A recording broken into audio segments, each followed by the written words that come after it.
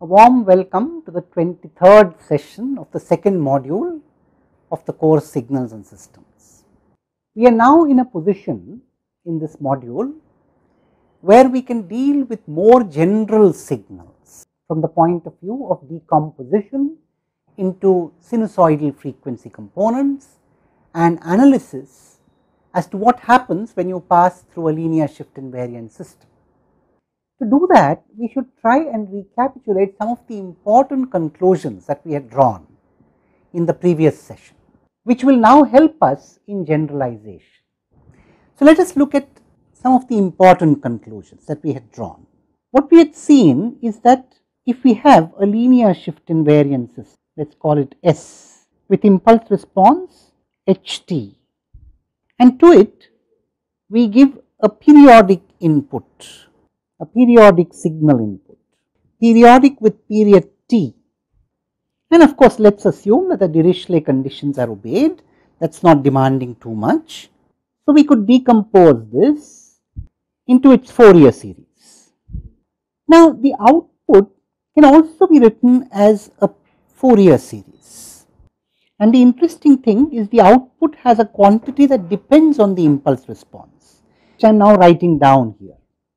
This is the quantity that depends on the impulse response, and in fact we know what that quantity is. The quantity is obtained like this. Now, we need to look a little more carefully at what this quantity is and what interpretation we can give it. We had kind of started in the previous session to give an interpretation, but we now need to complete that job and in fact then to take it to the input as well, if the input is not periodic. So, let us interpret this quantity. So, if you look at the quantity capital H of omega, integral from minus to plus infinity, Ht e raised to the power minus j omega t dt, we can clearly interpret this as a dot product or inner product.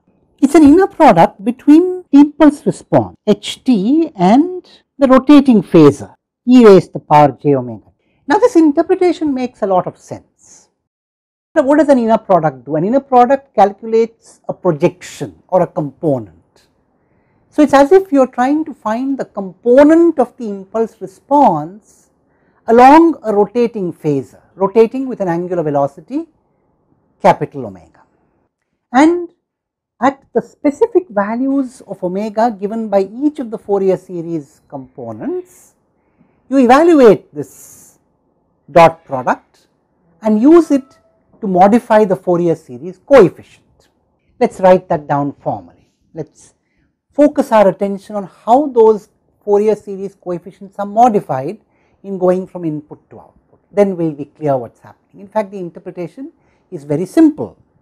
So, the output Fourier series coefficients are Ck times h 2 pi by t times k.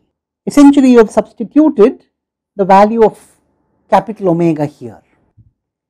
So, it is essentially the product is the input Fourier series coefficient at that frequency multiplied by the component of the impulse response at the angular frequency or frequencies corresponding to those coefficients. So, it is essentially as if you were taking component by component and multiplying by the corresponding component of the impulse response, component of the input multiplied by component of the impulse response, simple enough.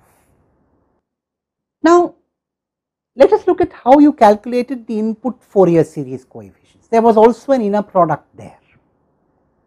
In fact, we do not need to go through the whole derivation again. You will recall that in the input the Fourier series coefficients were calculated by taking an inner product, but remembering that you need to take only one period of the input.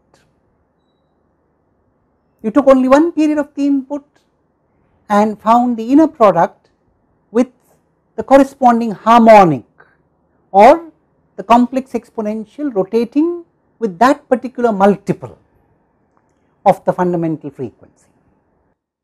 So, here we assume the input was periodic. What if it is not? Can we generalize this? Is a question that we need to answer.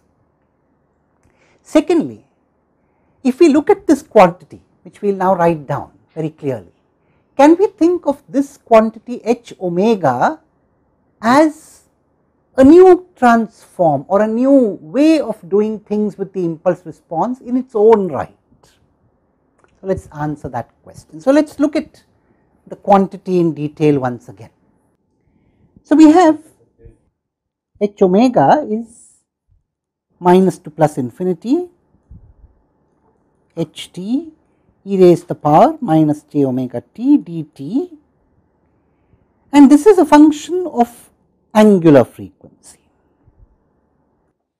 Now, this quantity will be called a name, just like we called the decomposition of a periodic function into its sinusoidal components as the Fourier series decomposition of the function.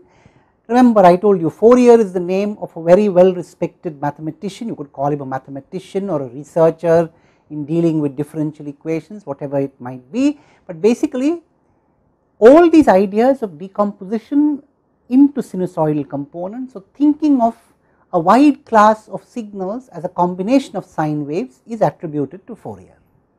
So, what we have done here is now to go from a discrete frequency axis. You had discrete values of the angular frequency, all multiples of a fundamental frequency, including the 0th. We are going from discrete values of capital omega to continuous values. Let us look at this quantity here. Here omega spans the entire real axis.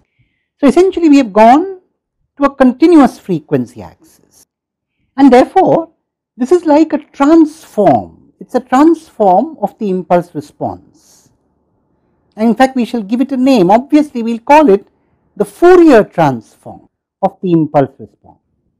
Now, we must spend a minute in understanding what a transform is. A transform is a way of recasting a signal in a different domain, and if the transform is invertible, as is the case with the Fourier transform, you can come back to the original domain. So, the signal has all this while been described in terms of its values as a function of the independent variable, time perhaps, or whatever the independent variable was. Now, what we are doing is to think of the same signal as comprised of sinusoidal components with angular frequencies ranging all over the real axis. So, what we are saying effectively is this is a different way of describing the same signal, and it is adequate if it is invertible, adequate in the sense you have not lost something. So, if you look at this transform carefully, if we look at the expression, this is like an inner product, we have interpreted that before. So, it is not too difficult to imagine how we can go back from the transform to the original function. Can we go back is the question. What I mean is, can you go back from capital H omega to h t? And the answer is yes. How do we do it? Well, the answer is very simple. Use vector intuition again. So, let us use vector intuition in 2 dimensions first. So, for example, suppose let us say this was the 2-dimensional plane in which you had a vector. Let us draw that vector v, and these are the unit vectors here which I am going to show in green now, u1 cap, u2 cap, and we decompose v into its components which we will show in blue. This is v1 times u1 cap, and this is v2 times u2 cap, and v1 clearly is the inner product of v with u1 cap, and v2 is the inner product of v with u2 cap. We can reconstruct v as v1 u1 cap plus v2 u2 cap. This is the important idea here. How do we reconstruct a vector from its orthogonal components? Now, here I have assumed orthogonal components. So, there is an issue here. We do not know if these different sinusoidal components are orthogonal or not. We knew it for restricting them to a period, that we reasoned out at that time, but we have not reasoned in general. If I take the complex exponential, the rotating complex number all over the time axis as I am doing here, is there the same notion of orthogonality or is there not? It is an important question that we need to answer, but we will do that later. At the moment, let us take a finite dimensional space as we have here, and we will look at what exactly we are doing to reconstruct the components, essentially reconstruct the vector from its components. This is the component and this is the unit vector, and you are taking component times the unit vector and adding it over all the components. So, what we are doing is we are taking a summation over all dimensions, so to speak, component in that dimension multiplied by a unit vector in that dimension. Now, the question is, can I use the same principle to reconstruct a signal from its Fourier transform? And the answer of course is yes. I said we should use vector intuition, and this is the intuition that we are going to use. The only thing is, now we can't do a summation, we will do an integration because it is a continuum of omegas. And in the next session we shall complete our discussion on how we can do this reconstruction and understand this Fourier transform a little better. Thank you.